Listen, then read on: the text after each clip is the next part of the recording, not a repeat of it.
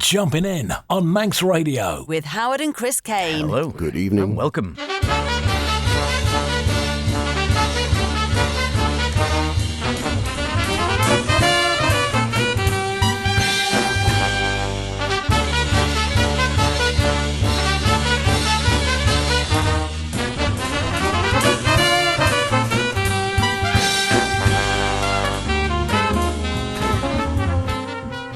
And indeed, welcome once again on a Friday night Manx Radio. It is Jumping In, the best in modern and contemporary jazz with myself, H. And me, Chris. And yes, as we head toward the festive season, tonight's a bit of a special as we reflect on our visit to the London Jazz Festival this year, with many bands and artists we saw and a couple we didn't, one of which it'll be apparent why. Yes, it's always the way, I'm afraid. But we did catch some fantastic music. We're having a lovely little chat with the wonderful Dave Gordon. We caught his trio at the Wigmore Hall at a wonderful lunchtime set, and the great Pablo held pretty much polished off the festival, I think, this year. We caught him super busy, lovely guy, but he managed to very kindly make a few minutes for a bit of a chat in between his sound check, having supper and doing his gig. That's the sort of nice guy he was. Lots of other great sounds as well, so we're hearing from them, and I wouldn't have minded seeing a bit of Tord Gustafsson. I wouldn't have minded seeing a bit of Julian Large. We'll see what we can squeeze in. And for me, well, we see a wonderful album that's been released post-mortem, but featuring a trio who we did see. And we also have some folk devils from the wonderfully busy Alex Hitchcock, who was popping up all over the festival, and we did see. And then the great Billy Cobham celebrating his 80th birthday, who we couldn't sadly get into. We were promised tickets, but they were all gone. Tis the way of the thing. It is. And to kick off, somebody else who's promised to have a word with us, but it'll probably be in the new year now, the wonderful Nikki Isles. And here she is with the NDR Big Band from her last year's album, Face to Face and The Caged Bird.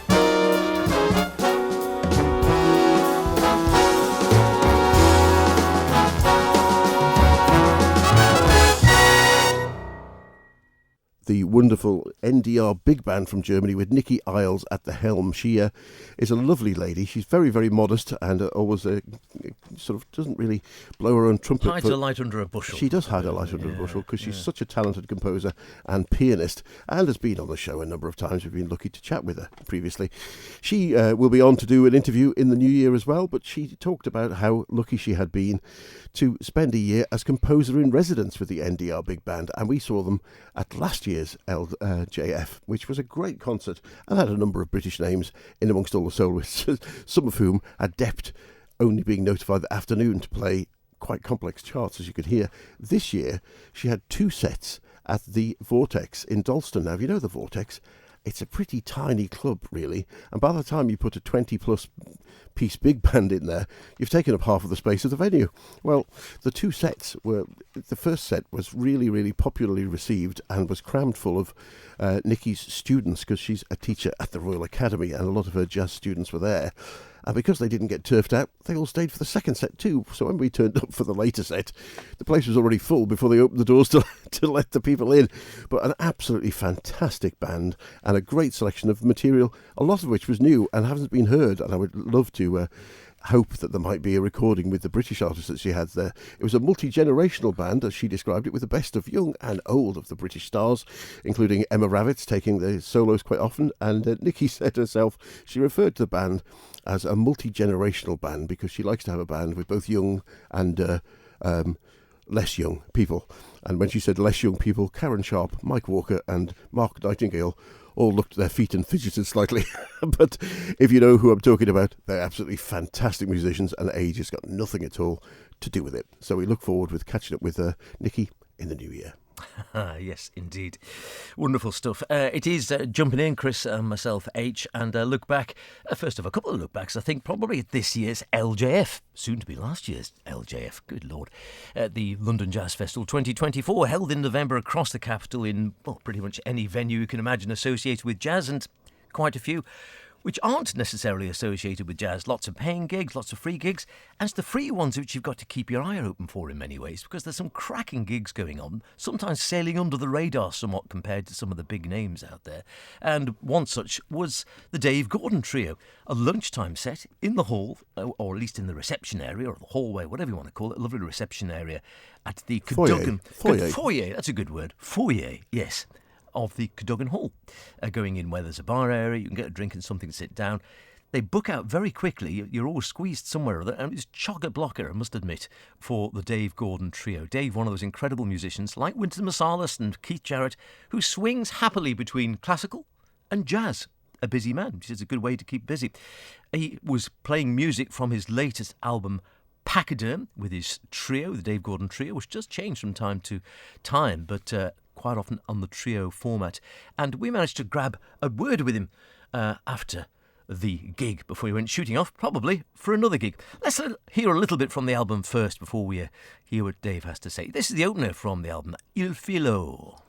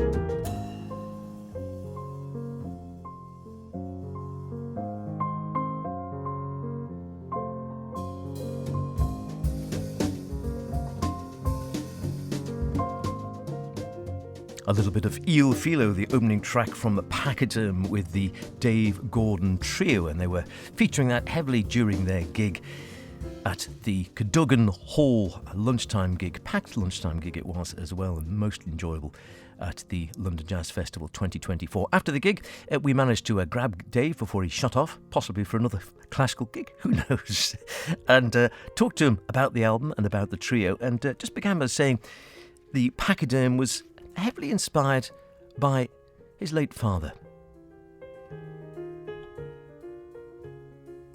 Yeah, it turned into a tribute to him. The title track, as you mentioned, came to me after a visit to him in his care home in his later days, and the sort of confusion that he had fed into the tune, which is quite an unusual, has quite an unusual texture to it, but also something very, very lovely, and was an opportunity to pay tribute to him.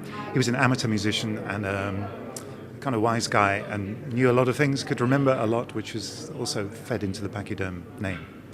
And you're following in the footsteps of maybe, I don't know, Keith Jarrett, Wynton Marsalis. You've got a classical career and a jazz career running side by side. On a good day, yes. I mean, sometimes literally side by side.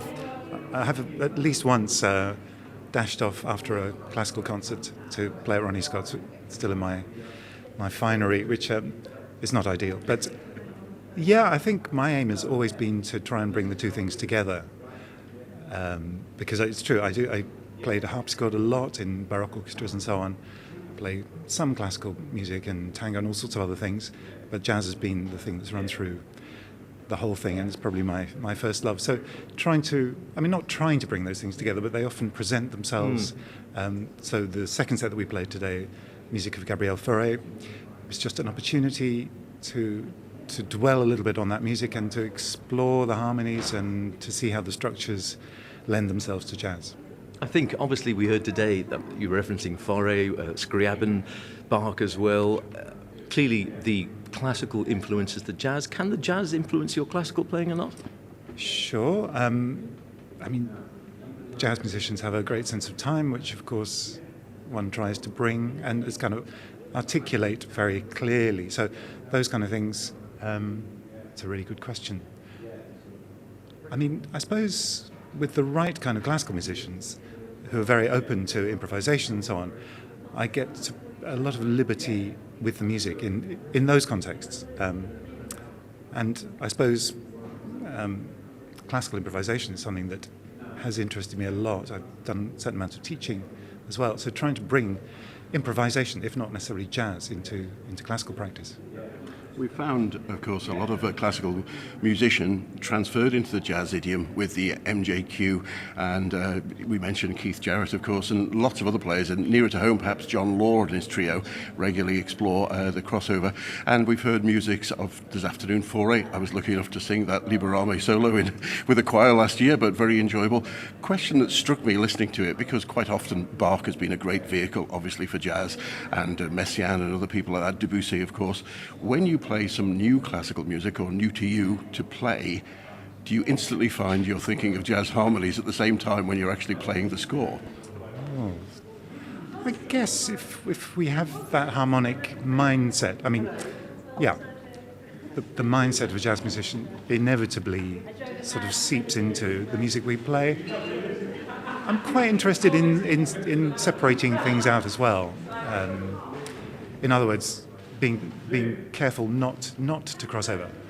I mean, what I would say is that a kind of a free approach to learning repertoire can be very helpful. I mean, I used to teach at a music school where you hear a lot of sort of rote learning, if you like. So I think that the jazz background can be helpful in approaching that repertoire. Sorry, I've slightly forgotten the question. It was just really about whether you are learning new classical repertoire and it suggests jazz harmonies in your mind as you're learning it. Yeah, particularly actually if I'm doing it with a purpose. So it was very interesting, for example, to explore Fauré, hopefully not kind of treading on his toes or anyone else's, but just seeing in a way what lies harmonically behind his music, which also lies behind the music we're playing. Mm. A couple of melodica solos, I think, this afternoon. Where did that come from? I mean, I've been playing it quite a bit actually over the years, and I used to play, particularly record. I came from a sort of wind playing family, if you like, and it feels very natural to pair that with keyboard, which to be able to sustain a note and even to be able to do a crescendo through a note is an absolute joy for a keyboard player. And it's so expressive. It's got a soul. It's a piece of plastic from the local music shop, but it really, I think it's a musical instrument. Thank you very much for taking a little bit of time out with us today. Pachyderm, the latest release, is available, of course. I know there's a forthcoming live album, isn't there? Does that include the Foray? In C is coming up shortly, isn't it, I believe? That's right. It's on the Pizza Express label. Two of the Foray set, because they happen to be in the key of C, snuck into that. But the Foray set itself will come another time. Terrific. In the meantime, perhaps you'd like to choose a track from Pachyderm for us. That's a really hard one. Which is your favourite? which is the favourite of your children? I mean, I'd have to go for the title track, I think, just because it's at the heart of the record, and it's a little bit unusual. Lovely. Thanks very much indeed. We'll have a bit of Pachyderm now. Thanks for talking to us today on Jumpin In. Many thanks.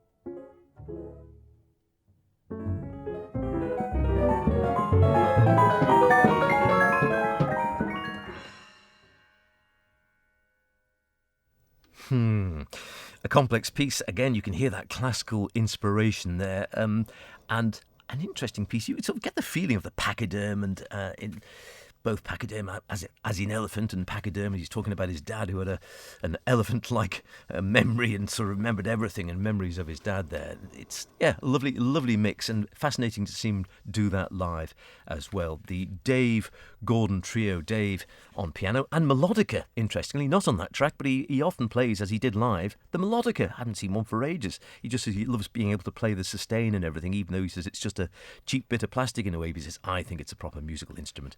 And he played it very effectively as well. And the trio there on that album, Ollie Hayhurst bass, Paul Cavacuti on the drums. No easy drumming on that track for Paul Latassa. He said he needed his wits about him there. Definitely worth checking out the album, the Dave Gordon Trio, Pachyderm. You can get it online. I think you can get it by Spotify, brought to you by the Proper Music Group. You can buy it direct from Dave if you see him anyway. He has been to the Isle of Man, he tells me. And looking at the back, I also noticed that album was mastered by our friend Gareth Williams, no stranger to the Isle of Man or the Erin Arts Centre, he. Yes, lovely stuff indeed. And I mentioned in the interview to Dave, I mentioned John Law, who actually suggested himself to me when I found that gig originally, because I was looking through the free gigs and thought this music's great, but neither of us knew him beforehand. John Law, who we've seen a number of times, is another one with a very similar background, really, who spreads his time equally between jazz gigs and going to play straight classical gigs as well. Somebody who we did see, but we didn't get a word with, was the wonderful Marcin Wasilewski trio. Now, those of you who've listened to the show for a number of years will know that he's been featured in various lineups for a long time. The trio has pretty much been the same lineup since they started, but they probably came to prominence and to fame as the trio behind the great late Thomas Stanko.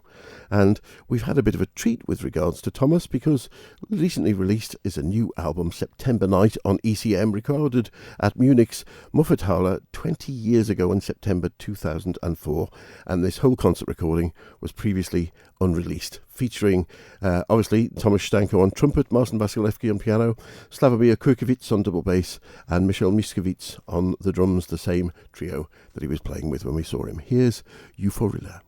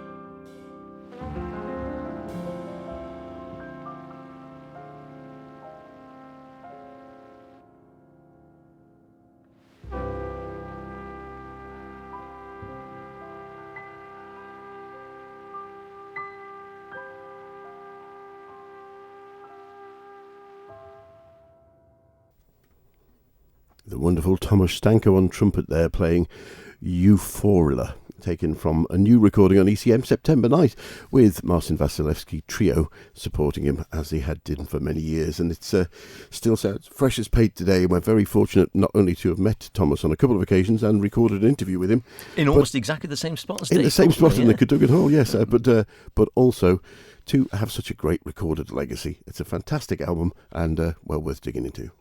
Certainly is. Jumping in, Chris and myself, H, looking back at LJF 2024 today, the first of hopefully a couple of reviews. We're hoping, as we say, to talk to Nikki Ars, maybe Alex Hitchcock, hear a bit more about some of their gigs and a little bit more of the music and recollections of this year's wonderful Fest of Jazz, which was the London Jazz Festival. The second of the people we did catch up with this year, the terrific Pablo Held, who pretty much finished off. I don't know whether it was the very last gig, maybe not quite, but it must have been pretty close. He was playing a late gig on the Sunday evening, the last day of the festival, down at the Pizza Express in the heart of Soho. Always a wonderful place to catch some live jazz if you have never been there. And yeah, lovely chap. He's super active on social media and he does his own podcasts. He does interviews himself of some of his jazz stars, rather like we do here. So it was I think he was very much one of a kind, and does Pablo Held Investigates, and he does his live at the Loft, as we were chatting about. But yeah, lovely chap, super, sort of flew in and went straight in, said, yeah, just come in at the end of the sound check and I'll squeeze you in then, which he did. And he said, as long as it's not too long, because I haven't eaten anything yet, and we've got the gig later on. So we said it was really kind of him to make some time. And some of these people are super busy. They're in, like I said, sound check, eat, gig, off again, and yeah, lovely. Anyway, he was there with his trio and a guest as well, and we did catch up with him for a few moments, and began by asking him, he was with the trio there, and Chris was putting it to him and saying, well, he likes the trio format, and also the trio +1 format he's very keen on, and suggested, was that a way of keeping the core unit and adding soloists to, well, really see what happened and how the music panned out? I guess the music industry expects you as an artist to come up with new things all the time. And I've sort of done both things. I've stuck with one band, but added new projects around it, and also did a few side projects as well. But I really love the fact that we've been staying together for almost 20 years now. And there's nothing that can replace this. There's nobody that could replace Robert or Jonas in this trio. So we've been working as a trio since then, and pretty much from the start we have always had lots of fun adding people here and there, sometimes for recording projects, sometimes for special little gigs, sometimes for whole tours, and sometimes bigger projects have come out of that. Bigger collaborations, like with John Scofield, has been something that has been more than just started with one gig, and then he asked us to tour with him, and then actually in the meantime the first gig became our record. Stuff like that. So sometimes you can expect what comes out of it, but has always had a really great impact on the music of the trio, because each guest inspires us to play differently. Of course. Mm-hmm. And what's the excitement of the actual trio format you were saying with guests? Do you like the fact that there's no safety net with a trio? You're there, you're exposed. Obviously working with guys you've been with for 20 years now, but is it that sort of leap into the unknown you like? Yeah, I always like that. Yeah. When we have a guest with the trio, it's both things at once. You have the known and the unknown. You have the home, but also you have vacation in a way, and that always makes us play differently, and we like that, and I think we also need it. We need that inspiration from somebody else. I know that your father was a pianist as well. He still is. Yes, and was it directly from him you had the inspiration to take up the instrument? And I see that you also, a great favourite of ours, and we've spoken to him a number of times, the late great John Taylor was one of your teachers. Yeah. So I grew up in a musical family. My father is a pianist, as you said. My mother is a piano technician who also plays the guitar. My father also played the flute, and at first I took up the drums very early on as a 3-year-old, and got lessons and my first drum kit. And I switched to piano at age 10 when I stopped playing the drums, and my father noticed that I went to the piano more often and just fooled around at the piano. And so he basically made the decision for me, telling me that he just made an appointment with one of his colleagues to give me a piano lesson. And that started everything, basically. And yeah, you mentioned John Taylor, who's still one of my biggest influences, and I cherish the time that we had together. I studied with him for 2.5 years, and after that we met, from time to time, playing on the same festivals. And he's on my mind actually very, very often, and I often listen to his music and think about the time that we had together.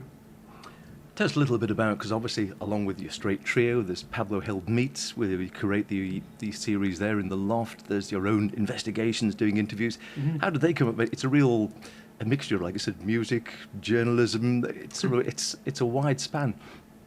Yeah, basically I'm just interested in people. And I'm interested in the same people, like my trio. I'm still interested in them and what we come up together. But also I really like to meet new people. And the concert series Pablo Held Meets is my outlet for that, to have actually the opposite of the trio.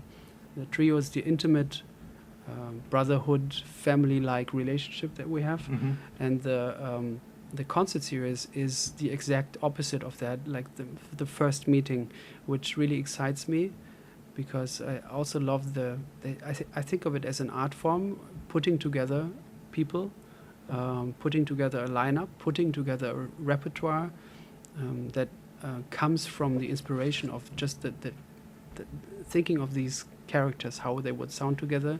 This gives me ideas for repertoires, and I like this exercise and this opportunity to meet people, and then just to find a common ground quickly based on the material that I choose for these people. And I've been doing this for 7 years now, and it has been such an incredible learning experience. And actually tonight here at the Pizza we have a great guest who's a friend of mine. It's Alexandra Ridout, yes. Great trumpet player. We caught her the other night playing out at the Vortex. There you go. I just saw that she would play on the festival, and I always love the opportunity to get somebody to sit in with us, for the obvious reasons that I explained before. Mm-hmm. But Alexandra has been my guest on the concert series 2 times already. So it's really like another excuse for me to just to get to play with her, because I just love the way she plays and how she is as a person, so easygoing, and it was really nice to connect with her again here. Tell me a little bit more, if you can, about the Loft series, that Meet Me at the Loft. I remember, obviously, COVID and lockdown forced a lot of peculiar situations. Yeah. And when this came out, I remember picking up the album on Bandcamp and couldn't believe there was nearly 3 hours of music. But I also couldn't believe the cast of guests, which led me to think, with 1 track each, with all these different guests, are there another 36 hours of Meet Me at the Loft in the can somewhere? Is that the case? That's the case, yeah. Since the album came out, I've been continuing to do the series. And I record each gig, and each gig has 9 songs mostly, 4 in the regular set and 1 encore. And the album came out in 2021 or 22. So there you go. I mean, I've been doing the concert series there's 6 editions per year. So that's a lot of music for each year, a lot of people that I meet each year. And it's really a lot of work to put this together, but I love it. And it really feeds also and bleeds into all the other things that I'm doing related to the podcast, and also just my general study of music. I transcribe songs, I learn songs, and I get to play them and try them with beautiful people and musicians from all over in my hometown. It's a dream. What isn't to like? What's not to like? Yeah. You better tell us a little bit about the trio. It's been together for a long time. Tell us about the other 2 members of the trio who make, well, as you say, you must really understand each other inside out now. Yeah, I mean, they can play a note, and I know how they usually mean it, and I think one of the core strengths of this trio and our relationship is the trust that we have as friends and as musicians. We can really tell each other really how we feel, and that sometimes is hard because we'll be very honest about each other and what we thought of that gig or what we thought of this take or this tour. But just being able to speak with each other on such an honest level really helped us to develop the music and work on our weaknesses and cultivate our strengths together. Listen, we know you've got to get something to eat before your gig this evening. Mm-hmm. Really appreciate you taking a few minutes out of your busy schedule to talk to us here on Jumping In today. Pablo Held, thanks very much indeed. Thank you so much for having me. It was a pleasure to talk to you.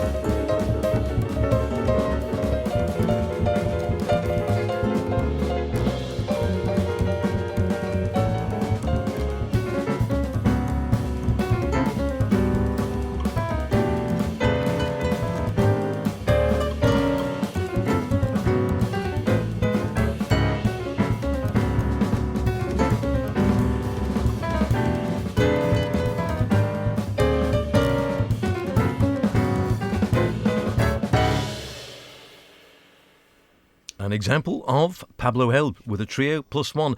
Pablo himself on synth and on piano, and he also plays mellotron and things on there. I think Celeste. Robert Landvanen on bass. Jonas Bergwinkel at the drums, and in this case guesting on guitar, Nelson Veras. And if you don't have any of his work, go and have a look at Bandcamp on the Loft Sessions, because you get 3 hours of marvellous music playing with everybody who's everybody in the jazz world today. Well, that's just about it for this little reflective look at the London Jazz Festival. As usual, we dashed all over the town, and somebody who we did catch up with, but we'll be having another word with in the new year, is the wonderful Alex Hitchcock, who was spread liberally across the festival. We caught him at the Pizza Express, where just as things worked out, we were 4 times this year, playing with the 90-year-old Kirk Lightsey trio, but he also played with his Mood in the World, his other group, and his other new group, AUB, with Tom Barford. And we're going to hear a track from their latest release, Folk Devils. It's the title track, Alex on tenor, Tom Barford on tenor also, Jasper Hoyby on double bass, Mark Mikel on drums, and Maria Chiara Agiro on synthesizers. Bye for now. Bye for now. Jazz Christmas Party forthcoming. Woohoo! See you soon.